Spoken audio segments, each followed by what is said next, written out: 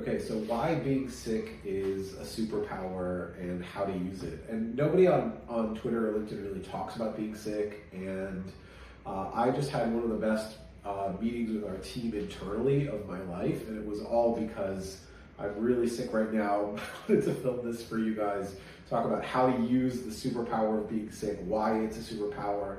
And when I was in high school, I read a Virginia Woolf essay. It's called On Being Ill.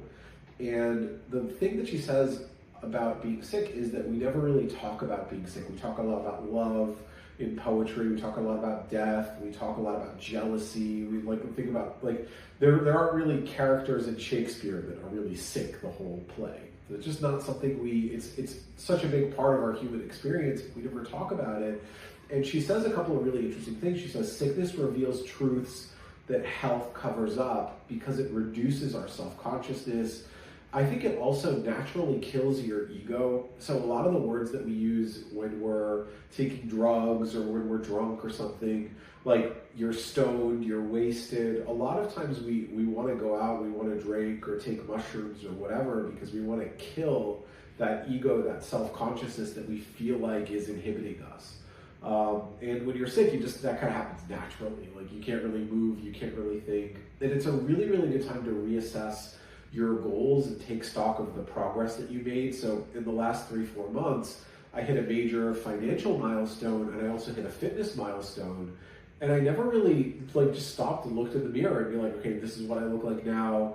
This is what our bank account looks like now. And at the same time, I was a little bit floating, right? Like I didn't really know how to move forward in business, what the inputs we needed to get to where we want to go are.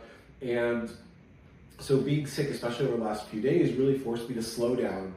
I always had really good experiences on sales calls. When I had like a cold or the flu, I would always sell better. And it's really because you care about people, but you're just too tired to get into any drama. You're just very efficient. And we had an internal meeting with the team and we set all of our future projections. We had numbers of, okay, this is how many sales calls we need, this is the inputs that we need to generate those calls, this is the projected revenue that we want to get per client. And we also had an emotion of this is what those numbers mean, this is where we want to exit, this is what we want to do as a team. And a lot of times when you're sick, you can get clarity that you can't when you're healthy. It's very similar to being really, really tired in martial arts where like you'll finally hit the jab the way you wanted to or get the reverse punch or the kick. Like your body just doesn't waste energy. So if you're bookmark this for when you're sick, it's part of God's plan. It's okay to get sick. Doesn't mean you did anything wrong. Doesn't mean your diet was bad, your workouts were bad.